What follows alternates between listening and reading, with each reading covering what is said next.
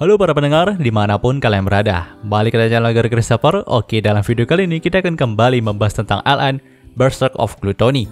Dalam part sebelumnya, kita sudah mengetahui kalau jiwa dari Fate dan Roxy itu tertukar karena Goblin yang kemarin mereka lawan. Maka dari itu, sekarang ini mereka sedang menuju ke distrik militer, di mana laboratorium dari Laina itu berada, teman-teman. Pastinya, dia tahu apa yang harus dilakukan oleh Fate dan Roxy untuk mengembalikan jiwa mereka lagi. Dalam part kali ini, para cerita pun berpindah ke distrik militer, tempat di mana banyak sekali bangunan arsitektur Galia berada. Nah, karena ini adalah kunjungan pertama dari Roxy ke sini, dia pun terus mengagumi keindahan arsitekturnya. Karena memang nih, di sini banyak sekali juga teknologi yang memudahkan manusia, seperti lift dan lain sebagainya. Nah, bagi Roxy itu sangat mengagumkan, teman-teman. Mendengar hal itu, Fate pun berkata kalau mungkin saja ke depannya kerajaan ini akan semakin menggunakan bangunan seperti ini. Karena sekarang ini juga Hausen telah menjadi tempat uji coba untuk membangunnya dalam skala besar. Tentu, Roxy pun terkejut dengan hal itu. Dia pun protes kenapa Fate tidak memberitahunya lebih awal. Di sini, Fate pun menggaruk kepalanya dan berkata nih, kalau dia tidak bermaksud menyembunyikannya. Karena memang nih Fate sendiri akan memberitahu kalau pembangunannya sudah selesai. Setelah mendengarkan hal itu, Roxy pun sangat senang nih. Nah, ketika itu Fate dan Roxy juga sampai di lantai 20, tepatnya di depan laboratorium lainnya. Tapi saat lift mereka terbuka, tiba-tiba aja sudah ada Milia yang mencoba memeluk Roxy nih. Tentu, karena sekarang Fate berada dalam tubuhnya Roxy, dia pun refleks menghindarinya. Melihat hal itu, membuat mereka langsung memberitahukan segalanya kepada Milia nih, kalau memang jiwa mereka sedang tertukar sekarang. Nah, di sini Milia pun nampak langsung mengerti, tapi dia juga cukup heran, kenapa jiwa dirinya tidak tertukar, padahal dia juga terkena lingkaran sihir itu. Itulah yang menjadi misteri sampai sekarang. Namun terlepas dari itu semua, akhirnya mereka pun sampai di labnya Laina nih. Dan nampaknya Laina juga udah tahu kondisi dari Fate dan Roxy. Karena dia sendiri memiliki skill mind reading, teman-teman. Jadi dia sudah bisa menebak semuanya dari pikiran Roxy, Fate, dan Milia. Tapi di sini si Laina itu terlihat sangat pucat dan kemungkinan besar dia itu belum sarapan pagi. Maka Roxy pun memutuskan untuk membuat sandwich nih. Melihat hal itu, Milia pun nampak ngiler sama sandwich buatan Roxy. Jadi dia pun sempat mohon-mohon untuk minta sandwichnya juga. Karena kasihan si Laina pun membaginya nih, tapi sebagai gantinya, Laina itu meminta Milia untuk menunggu di luar labnya saja. Karena kalau si Milia itu masih di sini, Laina itu bakalan kurang fokus untuk memberitahu Fate dan Roxy solusi untuk masalah mereka. Nah, setelah Milia itu dikunci di luar, Laina pun mulai menjelaskan kalau Goblin yang membuat jiwa mereka tertukar itu kemungkinan besar adalah Shaman Goblin. Itu adalah monster langka yang hidup pada zaman Galia. Tapi entah kenapa monster itu malah muncul lagi di hutan Hobgoblin. Nah, pastinya Shaman Goblin itu mempertahankan mantranya sekarang terhadap Fate dan Roxy. Jadi dia pasti masih bersembunyi di hutan Hobgoblin sekarang ini. Dan satu-satunya jalan untuk menghilangkan mantranya adalah membunuh Shaman Goblin itu. Ketika Laina selesai mengatakan hal tadi, tiba-tiba aja Roxy yang ada dalam tubuhnya Fate itu langsung pingsan, teman-teman. Dan kemungkinan besar itu dikarenakan jiwanya tidak kuat menahan rasa lapar dari skill gluttony-nya Fate. Jadi di sini Laina itu akan merawat Roxy terlebih dahulu, sedangkan Fate harus pergi ke hutan Hobgoblin untuk membunuh Shaman Goblin itu. Namun, Fate pun agak menolak. Dia pun berkata akan membawa Roxy ke mansion Barbatos terlebih dahulu, karena ada satu orang yang sangat tepat untuk mengobati rasa lapar gluttony. Tanpa pikir panjang, Fate pun langsung membawa Roxy ke mansion Barbatos ditemani dengan Milia. Nah, ternyata orang yang dimaksud sama Fate tadi adalah Memil, teman-teman. Bisa dibilang Memil adalah setengah Nightwalker dan hampir memiliki kemampuan seperti Sin. Maka dari itu, Memil bisa menenangkan skill gluttony Fate dengan cara menghisap darahnya nih. Dikatakan juga kemampuan Sin dan Fate itu berbanding terbalik.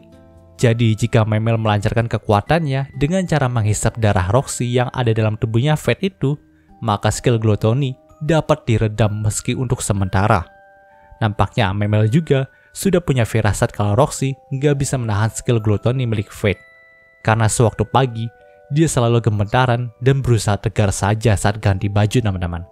Mendengarkan hal itu, Fate pun menghela nafasnya dan berterima kasih kepada Memil nih. Nah, di sini Aaron dan Milia pun datang ke sana untuk memastikan kondisi Roxy terlebih dahulu.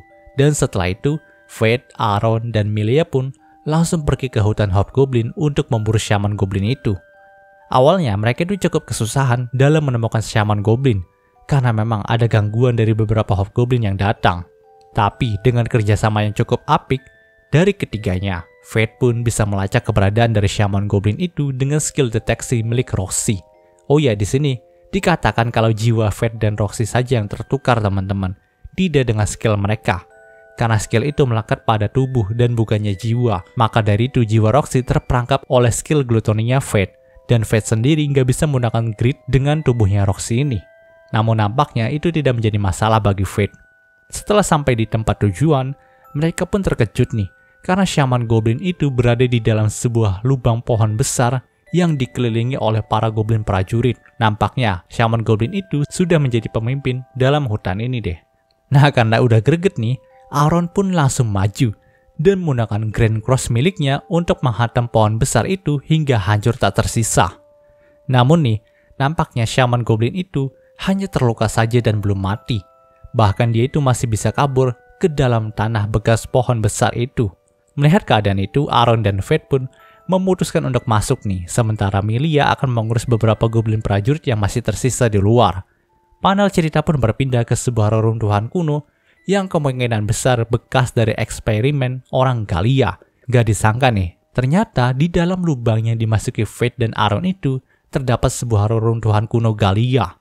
Dan setelah ditelusuri lebih lanjut, nampaknya Shaman Goblin itu telah membuat beberapa manusia yang telah diculiki menjadi ras ogre. Tentu, hal itu semakin membuat Aaron dan Fate kesal. Tapi mereka sempat dikejutkan juga kalau Shaman Goblin itu bisa berbicara bahasa manusia, bahkan dia memerintahkan para manusia yang dijadikan ogre tadi untuk menyerang Fate dan Aaron. Nah, yang lebih mengejutkannya lagi, para ogre itu berada di teritorium E teman-teman, sedangkan Shaman Goblin itu masih belum mencapainya. Maka dari itu para ogrenya akan diurus oleh Aaron, lalu Fate yang ada dalam tubuh Roxy pun langsung menyerang Shaman Goblin itu. Tapi rencana mereka tidak berjalan dengan mulus, karena memang nih para ogre itu gak membiarkan Shaman Goblin terluka. Melihat keadaan yang seperti itu, Aaron pun memutuskan untuk memperluas wilayah pertarungan mereka.